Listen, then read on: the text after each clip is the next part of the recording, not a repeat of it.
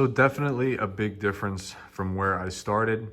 I used to like painting the engine and transmission because I thought it just came out a lot cleaner. But honestly, guys, I think I might take that back and go with the more natural look that comes off the engine block when it's degreased. Definitely has a good OEM look to it. And I feel like sometimes painting it can just be a waste of time because let's say something happens or a leak happens and you spent all that time taping things up and making it perfect. It's kind of like, not pointless, but just, I've learned that this might actually be the better way to go.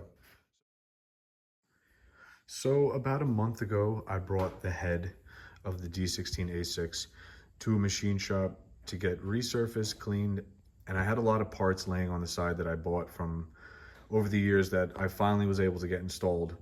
That is including the valve stems, the guides, the springs, the retainers, and anything else that I could change in the head as far as seals, I got redone. So the head is completely resurfaced. It's very clean. I'm very happy with how it came out. I still have to put the exhaust and intake studs back in, but overall the head is ready to go. The last thing I would need to do is just adjust the valves, but that's gonna happen when I have the timing belt on and all that. So as you can see, I am piecing this motor together, but I was waiting on the biggest piece of all to come back from the machine shop. I have the Holy Bible over here that's been giving me all the insight. This is the Civic CRX 91, which is basically the D16A6. Guys, if you're working on these cars and you don't have one of these, this is what you need. This is where all your answers are. This is where all the torque specs are.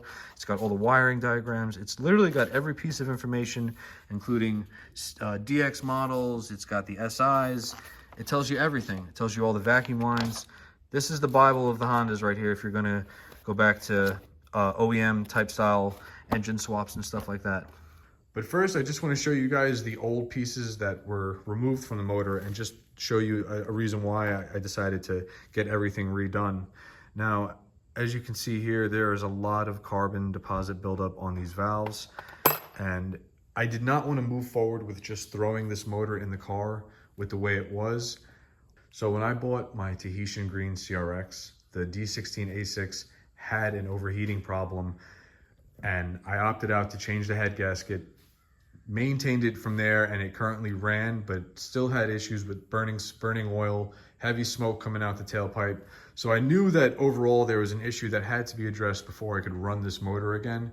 I didn't want to waste my time installing the motor and trans into this car, getting everything ready and converted to the multi-port before you know it, I'd have to pull it back out and just basically do a rebuild.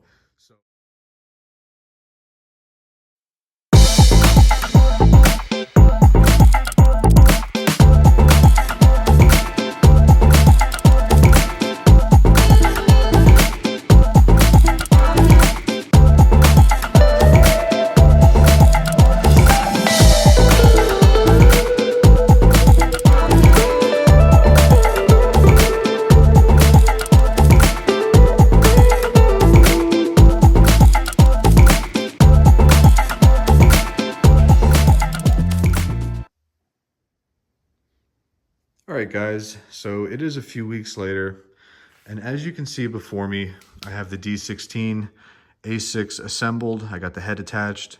I got the clutch, flywheel, and transmission attached. I got the intake attached. I got the timing belt and all the water pump components attached. So it is basically 90% assembled. Now, I did film this entire process of me putting the motor together, but when I went to upload the footage to the computer, somehow the files got corrupted and I wasn't able to save anything.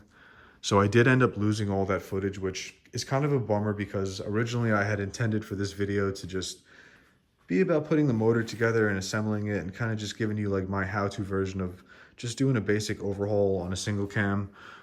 But it's kind of a bummer. I don't have the footage anymore and I can't take this thing apart just to film it. So here we are with a finished product. I do think overall it came out really nice. I think the motor looks really good without being painted. It's got its glossy OEM silver motor stain look, which is really nice in the car. So I did end up painting all the brackets as far as engine mount brackets. Here's the rear transmission mount bracket. That's the alternator bracket. Got a new belt right here for the alternator. Everything new as far as timing components, water pump, all the seals, gaskets, crank seal. Changed out the oil pan gasket with an OEM gasket. Used the Honda bond in the 4 corners where it tells you to in the service manual. Cleaned up all the timing covers, cleaned up the intake. Got all new water pump piping. Got all that cleaned up. All new hoses. So she's looking really good.